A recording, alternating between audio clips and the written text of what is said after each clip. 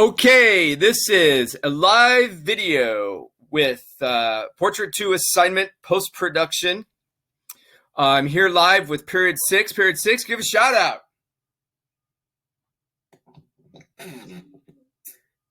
Wow, that was great.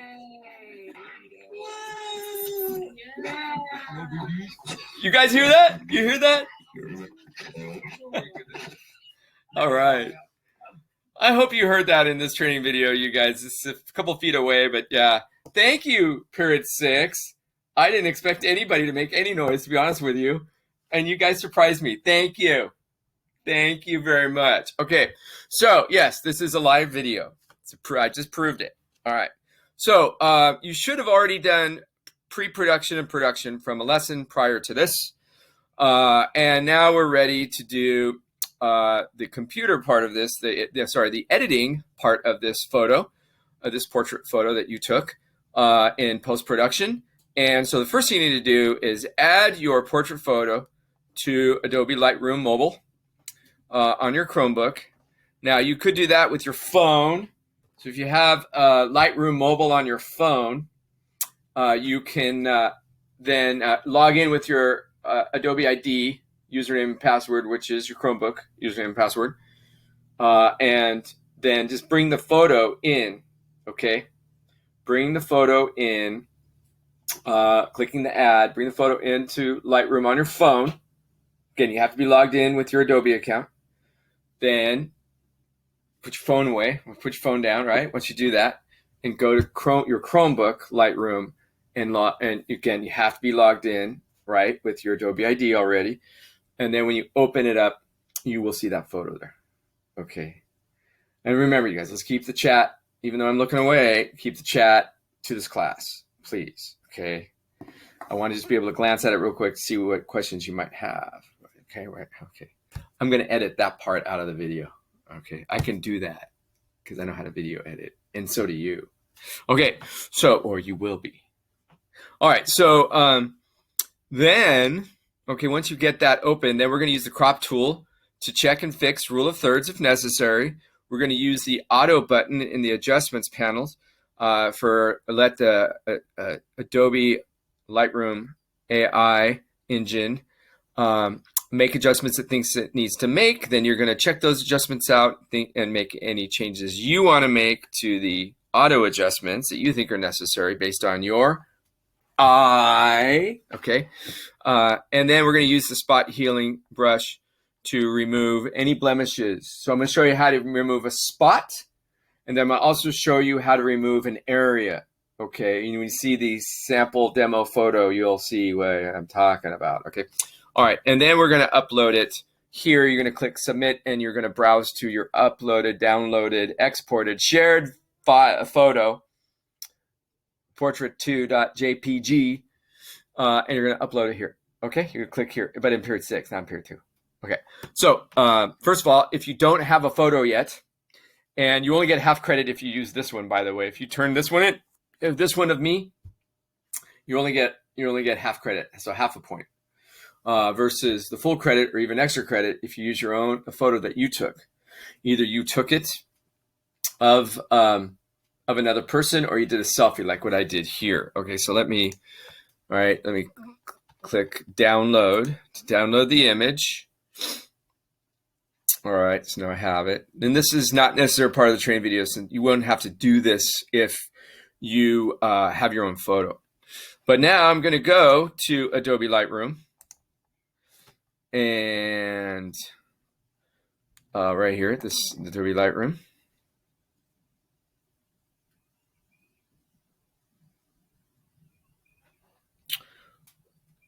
Okay, slowly but surely it's coming up. And I think I do want to get rid of the photo I used. Yes. So let me get rid of this one.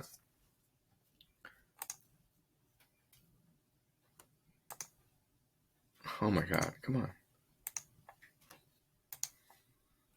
Okay, good. Got rid of it. All right, so what you do is you're going to click on the plus down here. Okay.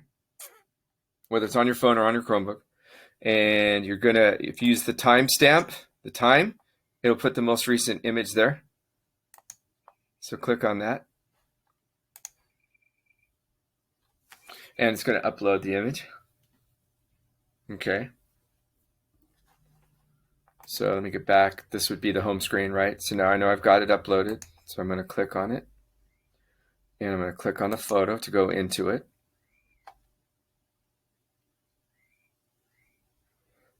Okay. Yeah, I didn't want to smile. I wanted to look like I was taking a picture in 1880. Be all serious looking. Stoic. All right. So actually I was having a lot of trouble lining up that's just me just trying to think and work and trying to line up my eyes, the rule of thirds, and off the mirror, bouncing off the mirror into my phone, trying to adjust it. Can't put the phone up like this because it would block my face. But so I finally, that's why I was kind of like into it at the moment. Took like 5 or 6 pictures to finally get this one, and I said, okay, fine. All right. So let's just go through. Here's our photo right here. And a couple things to talk about. First of all, in Lightroom, if you want to zoom in, you double tap with one finger on the part you want to zoom in. So if you want to zoom in on the eye, double tap on the eye. Okay, you can see those wonderful rings under my eye. We're going to get rid of those with the spot healing brush. And then you want to go back. You want to zoom back out, full screen view, full image view, double tap again. All right, if you are in zoom mode, double tap to get back to zoom. So it's like on off, double tap, zoom in, double tap, zoom out. But if you just click, tap once, click or tap and hold, then you can drag with your finger. So I'm using one finger and I'm just dragging, okay? Make sure you don't have a brush selected at the time because otherwise it's gonna draw a brush stroke instead. All right, so let me zoom back out. We need to see the whole picture for the first few things we need to do. First of all, cropping and rotating. I'm going to click on the crop tool. I'm going fast. I'm going, oh, remember, this is just a training video. Going training video speed. So training videos, you can pause, rewind, or fast forward to any part you need in this video. Just remember, you want to work with the video as the video is going. Watch a little bit of it, pause it, and then do that thing that's still fresh in your head. And then go back and watch some more of your video. Right, Jesse? Right, Jesse?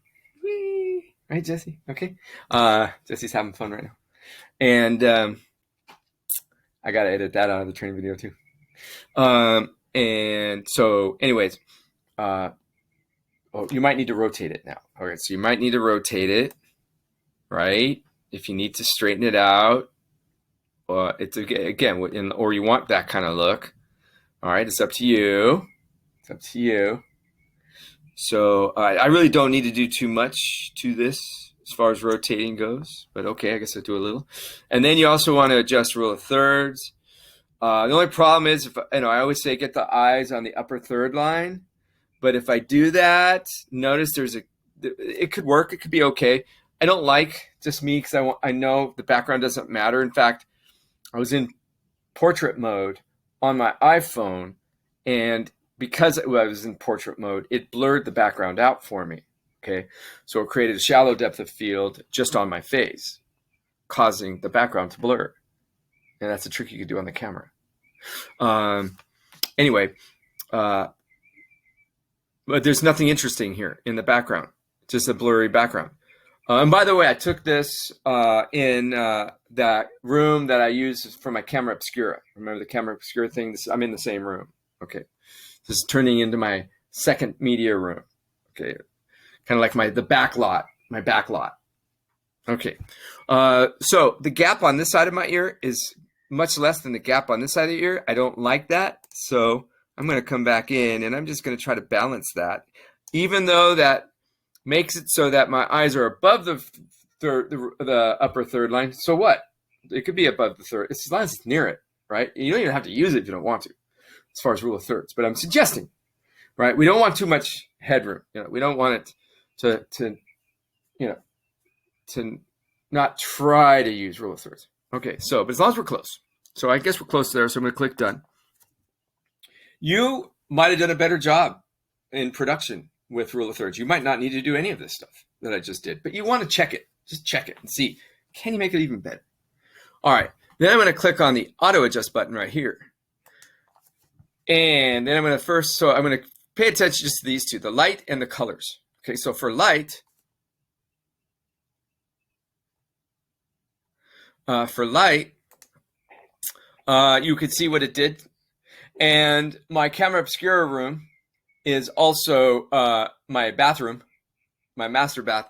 And I have a lot of light in there, right? Like the light above the mirror. It's too bright, really. And that's the key light. That was my key light because I'm doing paramount. Notice I have a butterfly shadow under my nose, which I could actually, increase, try to make it even darker so it looks even more like the butterfly I'm looking for. But you can see it knocked down the exposure a little bit. It went negative instead of positive because the light is really bright. Okay, so it was a little too much, even though the camera tried to adjust the exposure right. So that's where this helps, right? And then I increase the shadows to kind of really deepen the shadow under my nose to make it look more like the Paramount lighting choice. And of course I use Paramount lighting. This is Paramount, right? Okay. You can also make changes to any of these other things if you don't like the auto adjustments that were made. And besides light, we have color. And really temperature is the main thing, or unless you want to go black and white with your portrait, okay? But you might want to make changes to temperature. My key light was LED. LED is usually pretty good with cameras detecting the right temperature. However, if you have a fluorescent light or an incandescent light, you might need to adjust the temperature a little bit. But and then you have tint, vibrance, and saturation you can also play with. It's up to you. You're the artist. You're the photographer. Okay, this is your project. You do it the way you want. All right, so now after those two things are done, okay, now we're ready to use spot healing brush. So that's the main point of this lesson. And so first I want to zoom in before I get started with the tool. Always recommend you zoom in when you're using spot healing brush. So I'm going to double tap on this side of my face right there. And the first thing I want to do is show you how to remove a spot. So here's the spot I want to get rid of. Okay, it's a little mole. So I'm going to go to the spot healing brush, and the first thing I want to decide is the size. See where I was at with the size. So I clicked on spot healing brush. I get the different adjustments for spot healing brush. I can also go up here and click help on spot healing brush. It'll show you how to use it. Okay, just like that. You can see they got rid of the person in the picture. See that? We'll do that some other time. Okay, but right now we're using it for blemishes and for big rings under Mr. Javi's eyes. Okay, so I'm just picking something, right? So I'm just going to get rid of this, just show you. All right, so we got the spot healing brush selected. We got size, and if we adjust the size, you just move the slider, and at the center of the image, it'll show you the size it's going to be. So let's go with that. Feathering is going to have to do with the edge. So if I make it a hard edge, you can see there's a distinct edge of my brush to the face. And if I start moving it to the right, it softens, it feathers the edge, okay, to the right. And I think we had it right around 78 or so %. Okay. And no, I don't think it was that much, actually. I don't want that much that much feathering. Put it right about there. And then the opacity, it just depends on if you want it. If you want to give yourself a third eye, which you're not going to do on this assignment, you'll do on another assignment. You give your buddy or your dog or whatever, or your little brother, aunt, uncle, sister, brother, family member, whatever, friend, you want to put another eye on their forehead. You would want opacity to be solid 100%, right? But if we were just looking to like fill in a blemish a little bit, you maybe come off a little bit, so it's not 100%. And it kind of softens it. All right. So how do we use the tool now that we made some adjustments to it? So when you click on what you want to get rid of. Okay, so you're going to click it. And it's going to have a new circle for you to move. So you move this circle around, right? So it's going to copy whatever's here and use it over here based on these settings. okay? And so you can move this around, and you can move this around too if you need to move it a little bit, right? So I want to get rid of the blemish. I don't want to get rid of the shadow by my nose, because then you'll see there's something photoshopped on this photo and wasn't done well, right? All right, so once you think you got it, so I'm using this part of my face to cover up the blemish here. I'm going to click done. And I'm going to double tap on the tip of my nose. So I'm zoomed out. Now you can see the blemish is gone, okay? So that's the example of just getting rid of spots, little spots on your talent's face or wherever, okay? Now, what about those rings under my eyes? Those rings are pretty bad. And it's looking pretty bad. It's another reason I'm so serious. It's like, darn, getting old. All right, but anyways, in this case, I'm going to go back to spot healing brush. I'm definitely going to zoom in. Let me uncheck that. Get out of that. I'll cancel that. All right, so I'm going to double tap, and let me get that big ring under my eyes. We're going to get rid of that. We're going to get rid of that right now. Try my best anyway. So I'll go to the spot healing brush, check the size, and I think I need about that much there. And feathering's good, opacity good. So I'm just going to now, when you have something bigger like this, like a ring where you can't really just click on it, you paint. Okay, you paint like that. And then I'm gonna have to zoom out because I can't see. Come on back. So then you're seeing it's gonna take whatever's here and put it there. That doesn't seem right. So maybe I want like right there. So that goes to that. That goes to there. Okay, based on these settings. And I could still make adjustments to the settings if I wanted to. Okay. And I'm gonna click done. And there you go. It got rid of the ring. See that?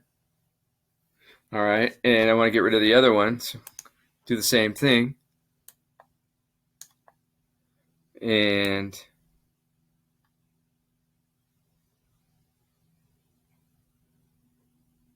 right about there. Seems good.